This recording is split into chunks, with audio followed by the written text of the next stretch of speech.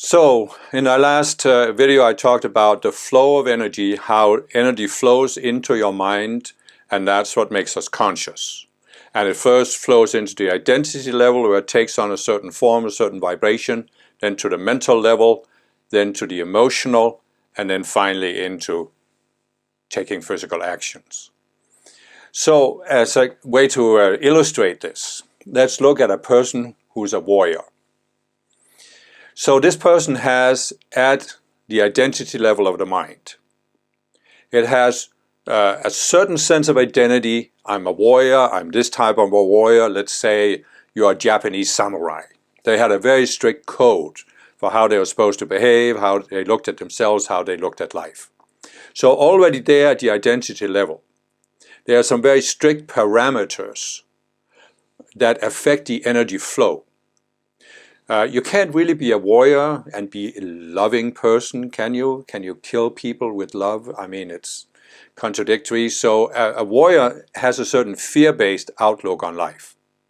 He may suppress the fear and think he's very brave, but there's a certain fear-based outlook there. So the energy that comes, which is a love-based energy, takes on this vibration of fear. And there's a very strict code for how the person is supposed to behave or not behave. And of course, the entire outlook of a samurai is to kill or be killed, to kill other people. Everything is directed towards fighting battles and using weapons. So then, when the energy has taken on this form at the identity level, it passes into the person's mental mind. And here the warrior has a lot of thoughts and knowledge and ideas about different kinds of weapons, how to use them, strategy and tactics, and how to fight battles and this and that.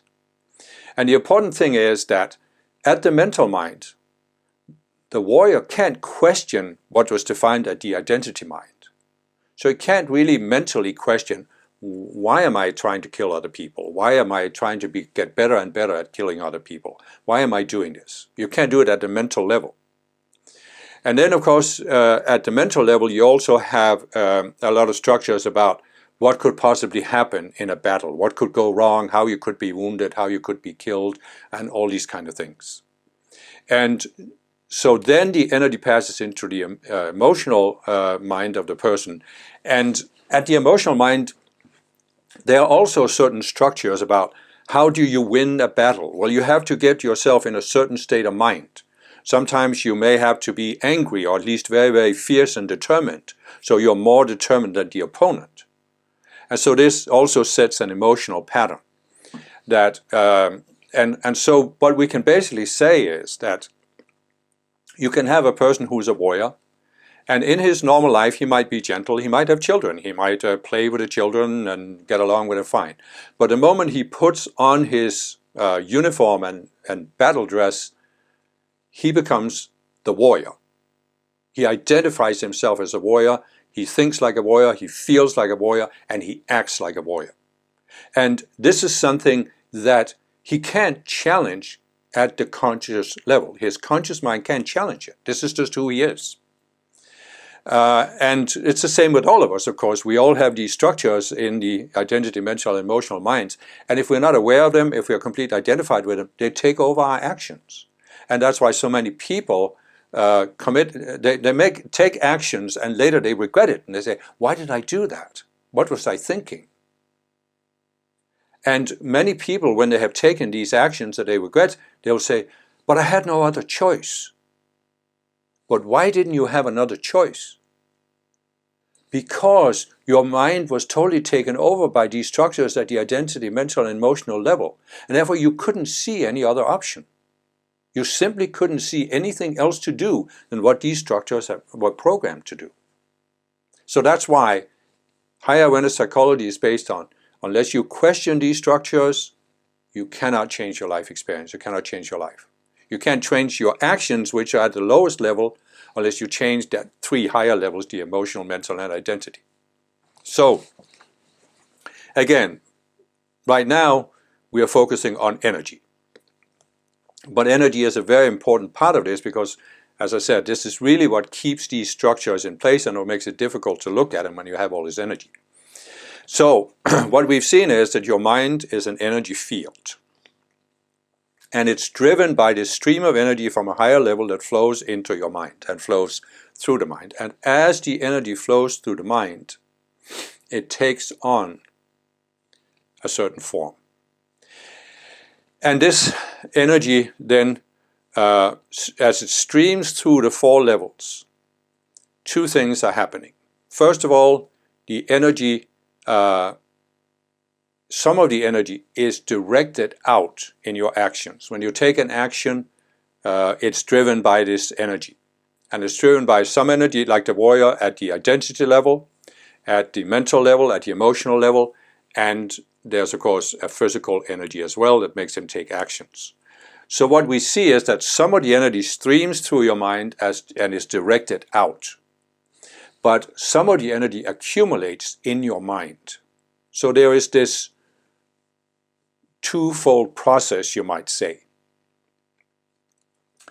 Now,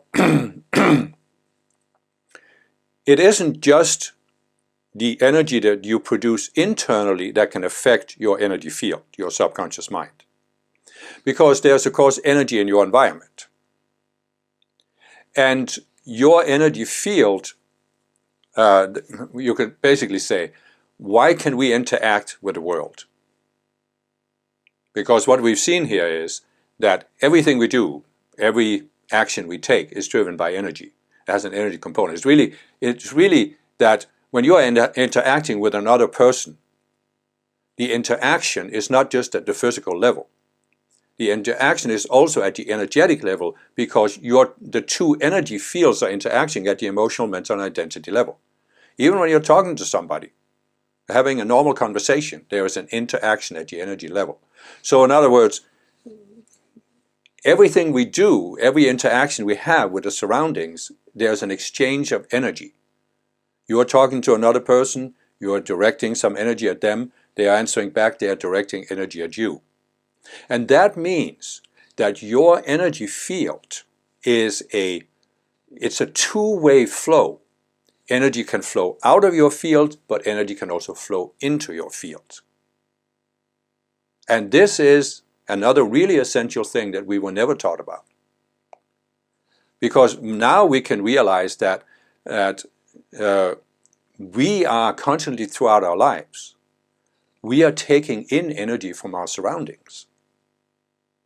And so you can begin to look at what kind of energies are in my surroundings, what kind of, how are the people I'm normally interacting with, and what kind of energy am I likely to take in.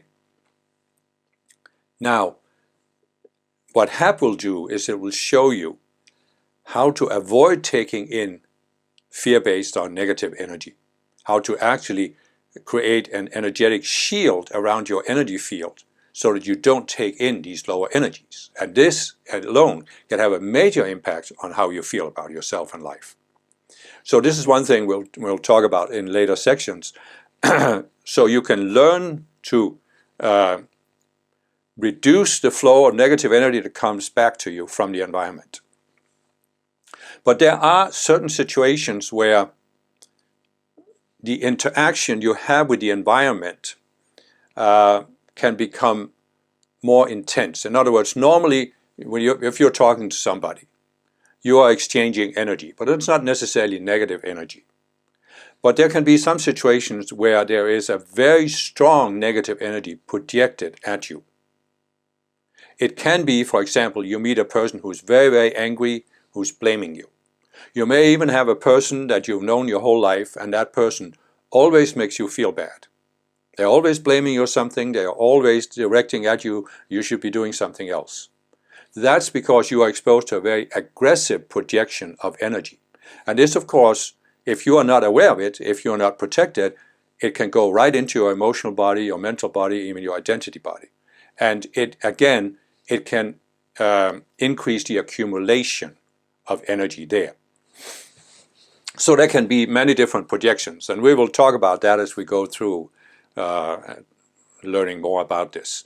But for now, it's just important to realize that there can be these projections. You also need to recognize that there is this principle that like attracts like. So if you have a person who is very angry, that means that that person has accumulated anger energy in his or her energy field. And that can act as a magnet for anger energy from the surroundings that is now pulled into the field. And again, it accumulates, and the more that accumulates, the less control you have over your emotions. Then, of course, we have another whole aspect of this energy. So what I've said is that everything we do, there is an interaction at the energetic level. There's an exchange of energy. So basically you can say that, let's start at the personal level. You're interacting with other people.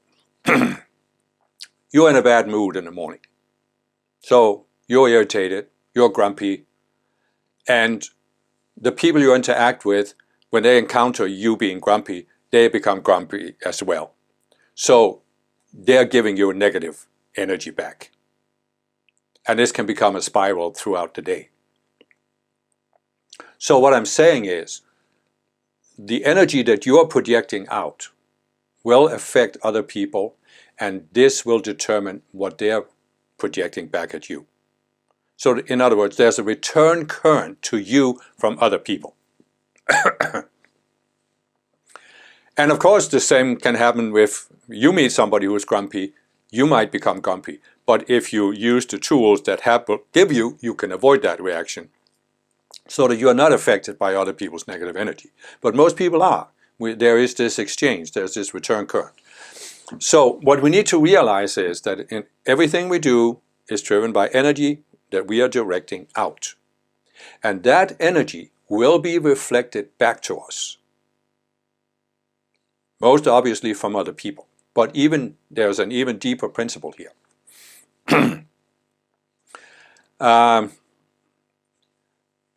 Jesus gave a parable 2,000 years ago that really isn't Christian. It's really a universal parable. He talked about there was a master who had 3 servants. And he's going away, the master, so he calls his servants in. And he gives them different number of talents, which is equivalent to money. One gets 10, one gets 5, one gets 2. And then the master goes away. Then after some time he comes back. And now he calls his servants in and he wants them to give account of what they've done with the talents. And 2 actually multiplied the talents, and they gave the multiplication or the multiplied talents to the master. And 1 said, "Oh, I knew you are a hard taskmaster and you would demand account, so I buried the talents in the ground." And then the master chastises the one who buried the talents in the ground and praises the other 2. And this is actually a general principle that we will talk more about as we go through HAP. But I want to bring it up here at this early point, because what we can basically say is that just as we get a return current from people, we're actually in a sense getting a return current from the universe, because the universe acts as a cosmic mirror. What you project out is what you get back. That's essentially why all religions have the golden rule. Do unto others what you want them to do unto you. Because if you are projecting something positive into the cosmic mirror, you will get something positive back in the long run. But what is it that determines what you are projecting out? And see, here's this where many people have been very confused by this idea. Because they are saying, but I'm a good person, I've always projected something good out, why do I get something bad back? Well, that's because you are not just projecting with your conscious mind, you're also projecting energy with your subconscious mind, the emotional, mental, and identity levels. And many people are not consciously aware what kind of structures they have in a subconscious mind. So the totality of what you're projecting out, the conscious at the subconscious level, there might be a discrepancy between conscious and subconscious. You might actually be projecting more negative energy with the subconscious mind than you're consciously aware of. But the important principle to realize here is that there is a return current from the cosmic mirror, in the sense that the energy we are projecting out will come back to us. And here's why this is important. Well, it's important for two reasons. So let's look at the one of them. Let's take the warrior. He has these structures at his identity, mental, emotional level. He's constantly projecting energy out through them, whether he's consciously aware of it or not, but he's projecting this energy. There will be a return current from the cosmic mirror. As that return current comes back to his energy field, it's like the energy from the cosmic mirror is entering the warrior's energy field. What does it do? Well, it first hits the emotional level. And then what will it do? Well, it will stir up the energies that are already there. It'll multiply or magnify the energies that are there. So if he has this anger energy, the return current will stir up the anger energy. Then at the mental level, it will stir up what is there, and the same at the identity level. Now, what did I say about the warrior? Well, you have a fear-based outlook on life, which, by the way, most people obviously do. What does that mean? Well, that means that when the return current from the cosmic mirror comes back, it flows up through the emotional, mental, and identity. But the fear-based energy can't flow higher than the identity level. And what's the whole principle that Jesus described in the parable about the talents? We are receiving energy from a higher level. And if we multiply the talents we have received with a love-based vibration, when they have cycled through the cosmic mirror and flow back up, they will flow beyond our identity body. It's like the master saying, what have you done with the talents? Oh, they are coming back to me. So that means you will now have a multiplication from the higher level. So you will receive more creative energy.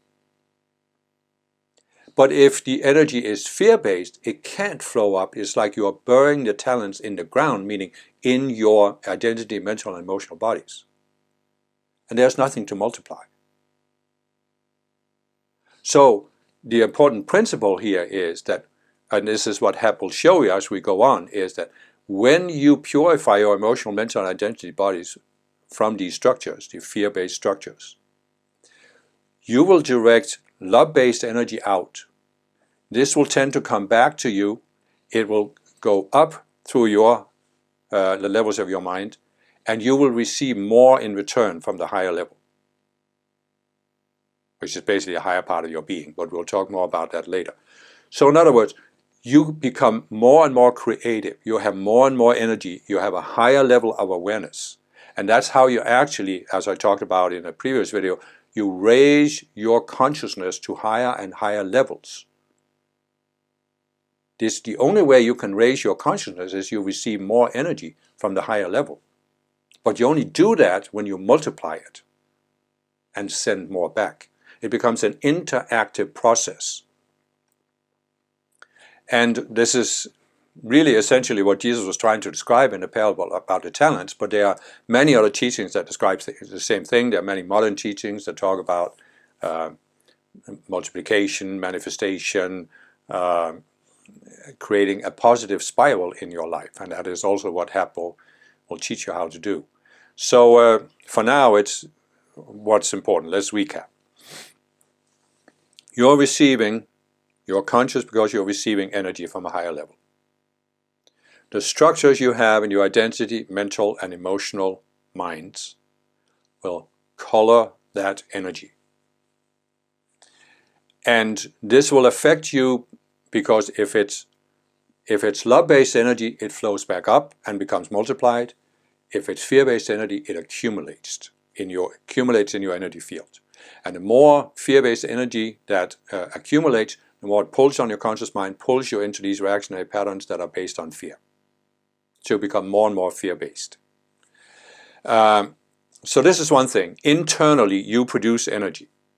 And if you are to really improve your life experience, you need to learn how to, number one, transform the energy so it doesn't have the same pull on you. And number two, remove the structures that are causing you to misqualify the energy. So this is one thing that HAP will teach you. The other thing is that everything you do is an exchange of energy with your environment. And that means you can take in fear-based energy from your environment. So HAP will also show you how to protect your energy field so that you are not taking in this energy. And once you learn these basics, they could really be considered basics that we all should have been taught in kindergarten. Once you learn these, this can have a major impact on your sense of well-being. Because if you reduce the amount of energy that pulls you into a negative reaction all the time, or makes you feel depressed or angry all the time, well, you will feel better. And then as you learn to project out love-based energy, you will receive more love-based energy from a higher level, and you will feel you have more energy, you're more creative, you have more awareness, and your life is just better in all ways. And this turns your life into a positive spiral where the more you multiply, the more you receive.